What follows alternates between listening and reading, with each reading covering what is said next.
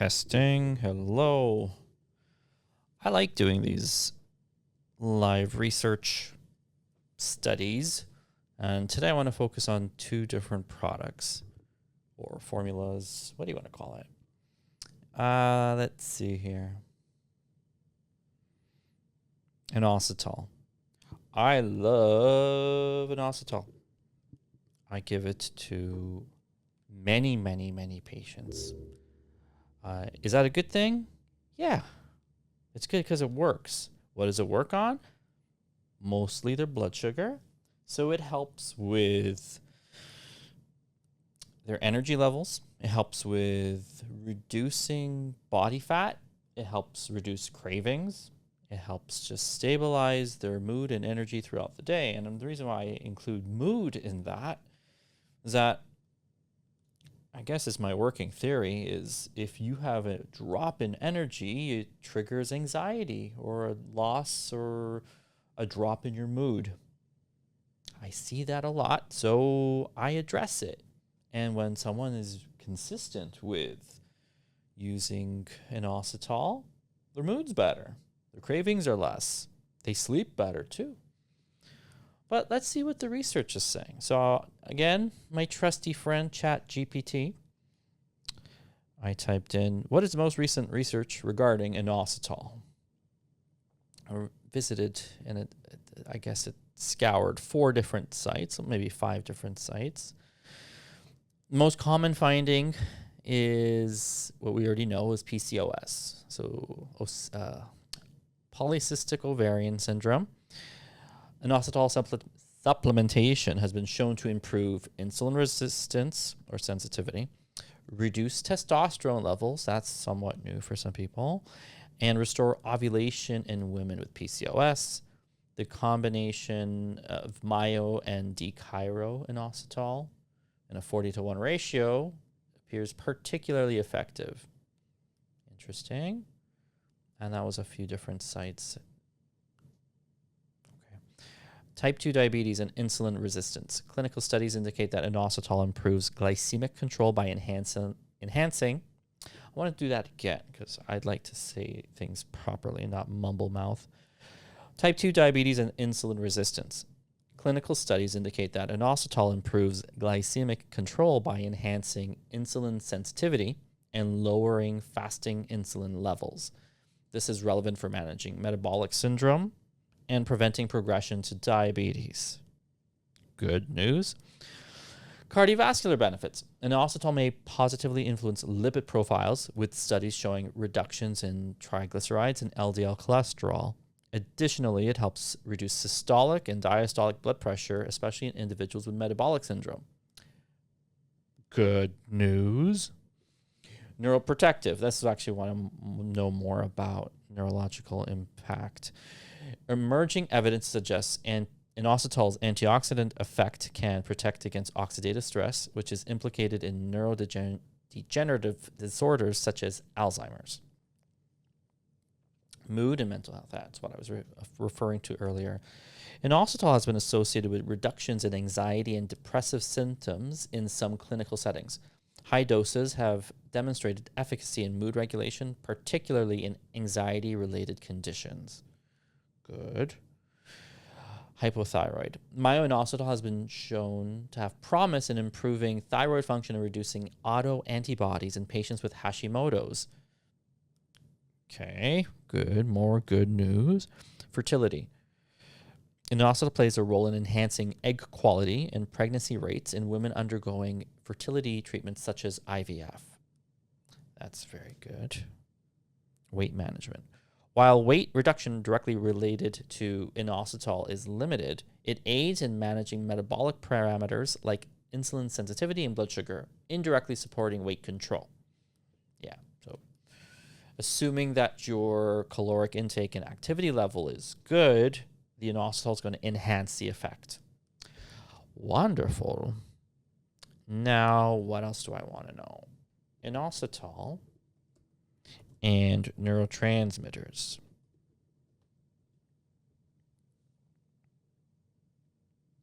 Searching. Okay, 5 different sites. Okay, it's pumping out some info here. I'm just going to let it populate. Oh, wow. Interesting. I'm going to get to that. Okay, neurotransmitter regulation. Inositol plays a crucial role in neurotransmitter signal transduction, particularly through derivatives such as inositol triphosphate, IP3, which influences calcium release and synaptic plasticity. This makes it important for maintaining brain cell communication and function. Cool. So there's a mechanistic explanation here in the form of IP3 at synapses. Cool. What else? Mood and anxiety disorders. Inositol supplementation has shown promise in alleviating anxiety and depression by modulating serotonin and dopamine activity. For mood disorders, doses between 12 and 18 grams daily have demonstrated benefits in clinical trials, particularly for panic disorder and stress-related symptoms. That's very interesting because of the dosing. I typically give 4 to 5 grams. I find that if you go higher than that, there's going to be like a loading phase because one of the most common symptoms is loose stool. And it's not uncommon for someone to even take 1 scoop and they'll be like, oh my gosh, I had to run to the washroom. So then we'll cut it in half and then let them stay at that for a little while and then slowly build up. And people notice that sometimes people can even get up to 3 scoops a day, which depending on the formula can be about 12 to 15 grams. So not unheard of to take that much. And this is in a study for panic disorder.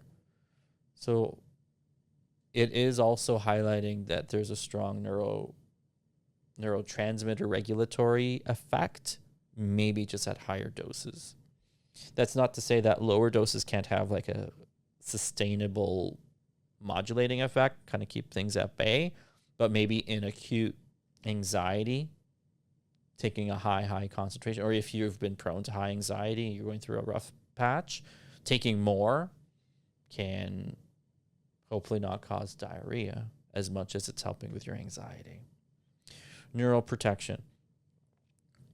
Inositol has an antioxidant property that protects brain cells from oxidative stress, potentially slowing age-related cognitive decline and reducing the risk of neurodegenerative conditions like Alzheimer's and Parkinson's.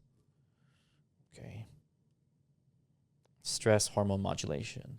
Inositol may lower cortisol levels, mitigating the effects of chronic stress on the brain. This regulation supports the hypothalamic, pituitary, adrenal, HPA axis, and emotional stability.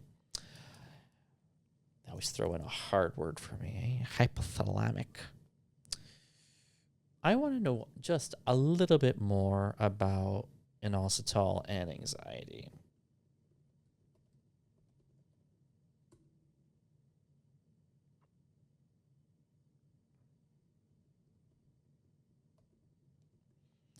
So I just wrote down inositol and anxiety, serotonin. I want to see what's going to come up. Hopefully a little bit more than what the last statement was. There is a little bit more. That's good. It might be touching on one of the previous studies, but there's more specifics. Cool. I love inositol. Maybe after all this, you'll love it too. Anxiety. Okay. So recent research highlights the potential of inositol in supporting neurotransmitter function and reducing anxiety, particularly through its interaction with serotonin. Studies have demonstrated that inositol, a precursor in the phosphatidyl inositol cycle, enhances serotonin signaling, which is critical for mood regulation. So it highlights a few things. Anxiety and panic disorders. Clinical trials comparing inositol to selective serotonin reuptake inhibitors like fluvoxamine showed that high doses of inositol, again at the 12 to 18 grams per day, reduce the frequency of panic attacks and symptoms of anxiety, often with fewer side effects than the pharmaceutical. That's good. Serotonin. Sensitization. Inositol functions as a secondary messenger of serotonin, amplifying its mood-stabilizing effects. This mechanism supports its use in treating anxiety and related disorders. Okay. A few mechanisms by which it can help serotonin and mood and reduce anxiety. And then the last one was regarding OCD. Inositol has been effective in improving symptoms of OCD in clinical settings, suggesting its broader application conditions modulated by serotonin dysfunction. Okay. So it just kind of highlights that there may be a benefit in OCD. So not only does it help you lose weight, not only does it help with your energy levels, not only does it help with hormones and fertility, it also helps with stabilizing serotonin and mood and reducing anxiety. Inositol is fantastic. And it might be a dose-dependent thing. So if you have some of these neurological, it's not a neurological deficit. Anxiety is not, anxiety disorder. Just call it that. If you have anxiety, take inositol. And I mean, it would imply that it has an in-the-moment effect. But I mean, I think the best use of inositol if you have anxiety is a daily moderate dosage. Maybe 6 grams per day every single day, just to build up a tolerance. And if you have a flare-up of your anxiety, you could take more. I like that. So that was about 11 minutes on inositol, my favorite. One of my other favorite products and nutraceuticals is prebiotics. And yes, I'm partial to one or two specific formulas, but let's take a look what ChatGPT has to say about digestive resistant starch. And I want to know about blood sugar. I know it helps with digestion and your gut biome, but I want to know about blood sugar regulation. Oops, typo. I think it'll figure it out. Okay, it's thinking. Okay, search 5 different sites. Recent research highlights the benefits of resistant starch in managing blood sugar levels and enhancing metabolic health. And here are a few of the key findings. Improved insulin sensitivity. So similar to inositol, digestive resistant starch, like this prebiotic that we're talking about, can help with insulin. Studies show that consuming 15 to 40 grams of resistant starch daily can significantly enhance insulin sensitivity, particularly in individuals with insulin resistance or metabolic syndrome. These benefits are comparable to a 10% body weight reduction. I think they even quote Dr. Mark Hyman on that. Very good. Okay. So they're saying just using between 15 and 40 grams of resistant starch is got the same benefits of dropping 10% of your body weight, which is significant because if you're 200 pounds, that's like you losing 20 pounds. Very, very interesting. Reduction in blood sugar spikes. Resistant starch slows gastric emptying and reduces post-meal glucose spikes. This effect can extend to subsequent meals, a phenomenon known as the second meal effect. That's also from Mark Hyman. I never heard of the second meal effect. Now we have to look it up. All right, second meal effect. Oh, there's an AI overview on Google.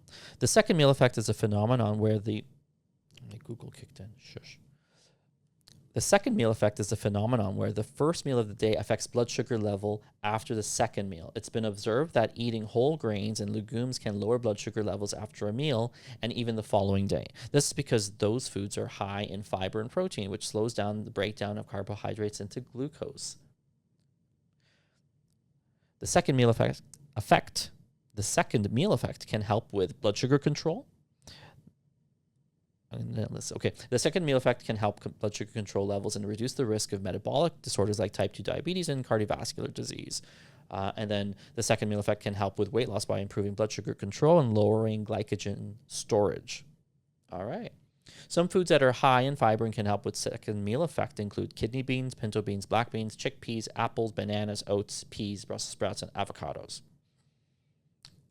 That is somewhat new to me. I don't know if I've ever heard of the second meal effect.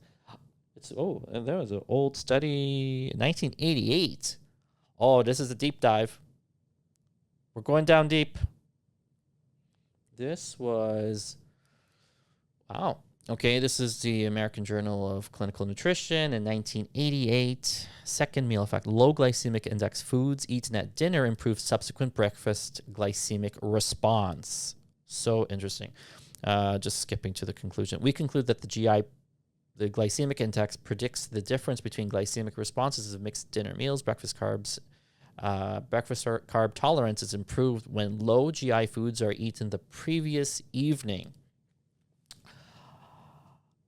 I think I knew that, but I didn't know that it was like outlined so neatly like that. That's great. I actually have to bookmark that.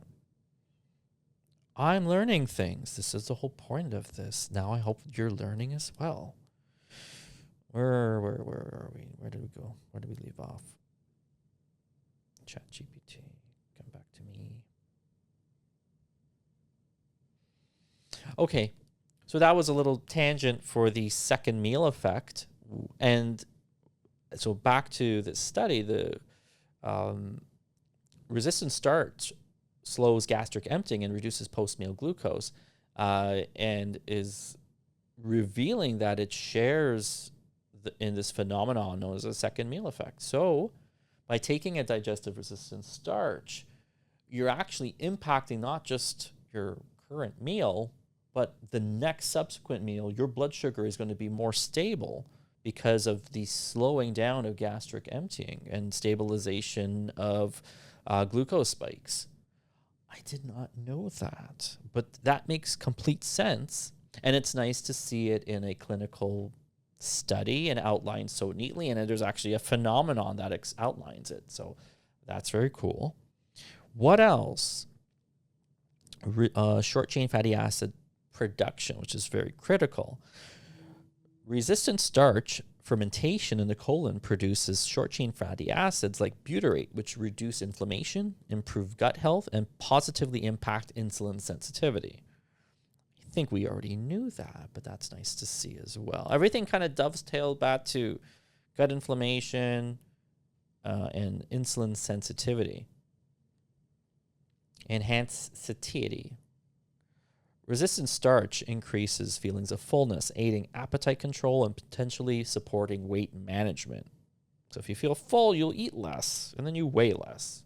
For a lot of people, that's what they're looking for. Glycemic response control. Consuming foods with resistant starch instead of traditional... Let's try that again without me. I think I hit my teeth on the microphone. Glycemic response control. Consuming foods with resistant starch instead of traditional starches lowers glycemic and insulin responses, supporting better blood sugar regulation over time. Okay, that's kind of a repeat. Prebiotic benefits. Prebiotic benefits. Resistant starch fosters beneficial gut bacteria growth, improving gut health and lowering intestinal pH, which may help maintain a robust gut barrier. That's interesting.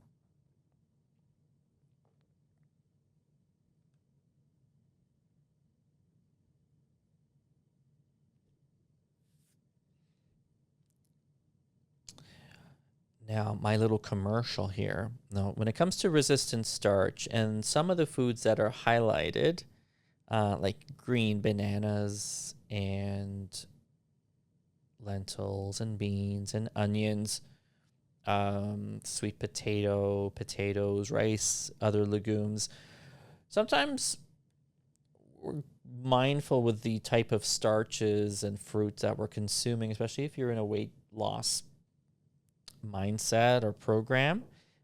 What we want to try to do is to ensure that something like prebiotics and a digestive resistant starch, if it's in a supplemental form, it helps reduce the requirement of using these food items, which can have a double-edged sword if you're trying to watch your caloric intake. But at the same time, using a prebiotic can help really stabilize your blood sugar and your insulin without having to consume some of the foods that actually might be contributing to the insulin problem in the first place. There's a few brands out there, you know who you are, and they work fantastic because they're kind of providing exactly what we're requiring in terms of a resistant starch without having to eat the foods that you need to consume, the bad with the good, I guess you can say. So that was great. This is a cool deep dive with inositol and resistant starch or prebiotics. And I'll keep doing these because I like them. Maybe you like them. I hope you do.